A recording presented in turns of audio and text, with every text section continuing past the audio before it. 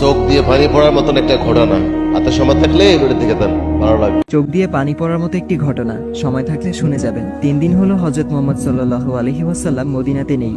কেউ জানে না নবীজি কোথায়। ওমর ফারুক রাদিয়াল্লাহু আনহু মুক্ত তরবারি হাতে ঘোষণা দিলেন, যদি নবীজির কোনো কিছু হয় তবে আমি ওমর বলছি মক্কার একটা মুনাফিকও আস্ত শরীরে থাকবে না। এদিকে আবু বকর রাদিয়াল্লাহু আনহু বললেন, থাম ভাই, চল নবীজির তালাশ করি। দুজনে মদিনা থেকে মক্কার উদ্দেশ্যে রওনা হলেন। মরুভূমি পেরিয়ে পাহাড়ের এলাকাতে আসলেন। একটু দূরে দেখলেন এক রাখাল দাঁড়িয়ে আছে। আবু বকর রাদিয়াল্লাহু আনহু ও ওমর ফারুক রাদিয়াল্লাহু আনহু রাখালকে জিজ্ঞেস করলেন, তুমি কি মুহাম্মদ সাল্লাল্লাহু আলাইহি ওয়াসাল্লামকে দেখেছো?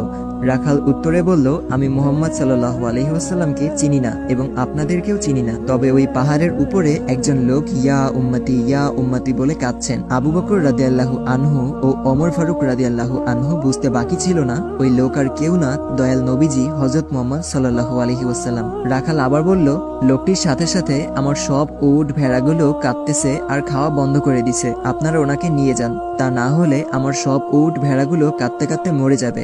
আবু বকর রাদিয়াল্লাহু আনহু ও ওমর ফারুক রাদিয়াল্লাহু আনহু পাহাড়ে গিয়ে দেখলেন দয়াল নবীজি সেজদারত অবস্থায় ইয়া উম্মতি বলে কাঁদছেন। নবীজির কষ্টে আবু বকর রাদিয়াল্লাহু আনহু বললেন, ইয়া রাসূলুল্লাহ, আমি আবু বকর ইসলাম গ্রহণ করার পর থেকে যত আমল করেছি সব আপনার উম্মতকে দিয়ে দিলাম, আপনি দয়া করে মাথা উঠান। নবীজি মাথা উঠায় না। এবার ওমর ফারুক রাদিয়াল্লাহু আনহু বললেন, ইয়া রাসূলুল্লাহ, আমি ওমর যে আপনার মাথা নিতে গিয়ে নিজের মাথা দিয়ে দিয়েছি, সে আপনার উম্মতের জন্য সব আমল দিয়ে দিলাম। নবীজি মাথা উঠায় না। আবু বকর রাদিয়াল্লাহু আনহু বললেন, ওমর কাজ হবে না, রাসূলুল্লাহকে একমাত্র ফাতেমা শান্ত করতে পারবে। তারা দুইজনে মদিনার দিকে ছুটছেন। পথে হযরত আলী রাদিয়াল্লাহু আনহু এর সাথে দেখা। আবু বকর ও ওমর রাদিয়াল্লাহু আনহু বললেন, সামনে গিয়ে লাভ নেই, রাসূলুল্লাহকে শান্ত করতে ফাতিমাকে লাগবে। এবার তিনজনে ফাতিমার বাড়ির সামনে আসলেন। আলী রাদিয়াল্লাহু আনহু ফাতিমাকে ডাক দিলেন। ফাতেমা বাইরে এসে স্বামীর চেহারা দেখে বললেন, আপনাকে এমন দেখাচ্ছে কেন? তবে কি মক্কার মুনাফিকরা আমার আব্বাজানকে মেরে ফেলেছে? হযরত আলী রাদিয়াল্লাহু আনহু বললেন, তুমি তাড়াতাড়ি চলো, নবীজি ইয়া উম্মতি বলে কাঁদছেন, মাথা উঠাচ্ছেন না। ফাতিমা দৌড়ে গেলেন। নবীজির কাছে গিয়ে বলছেন, আব্বাজান, আপনি সফরে যাবার আগে এবং সফর থেকে ফিরে প্রথমে আমাকে দেখতেন, আমার সাথে কথা বলতেন, কিন্তু আজ 3 দিন হলো আপনার কোনো খোঁজ নেই, আপনি কি আমাকে ভুলে গেছেন? নবীজি তাও মাথা উঠায় না।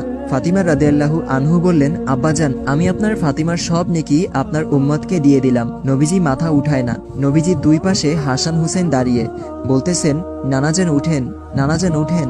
নবীজি মাথা উঠায় না। হঠাৎ ফাতিমা রাদিয়াল্লাহু আনহু বলে উঠলেন, আব্বাজান, আপনি উঠেন, আমি আপনার উম্মতের জন্য আমি হাসান হুসেনকে কুরবানি দিয়ে দিলাম। আল্লাহু আকবার, আল্লাহু আকবার, আল্লাহু আকবার। এবার নবীজি মাথা উঠালেন আর বললেন, ফাতেমা, তুমি কি দোয়া করলা? আমার আল্লাহ তোমার দোয়া কবুল করে ফেলেছেন। নবী রাসূল সাহাবীদের রক্ত ঝরানোর কারণেই সেই দিন আজ আপনার আমার কাছে আসতে পেরেছে। আসুন আল্লাহর হুকুমগুলো নবীর তরিকায় পালন করার চেষ্টা করি।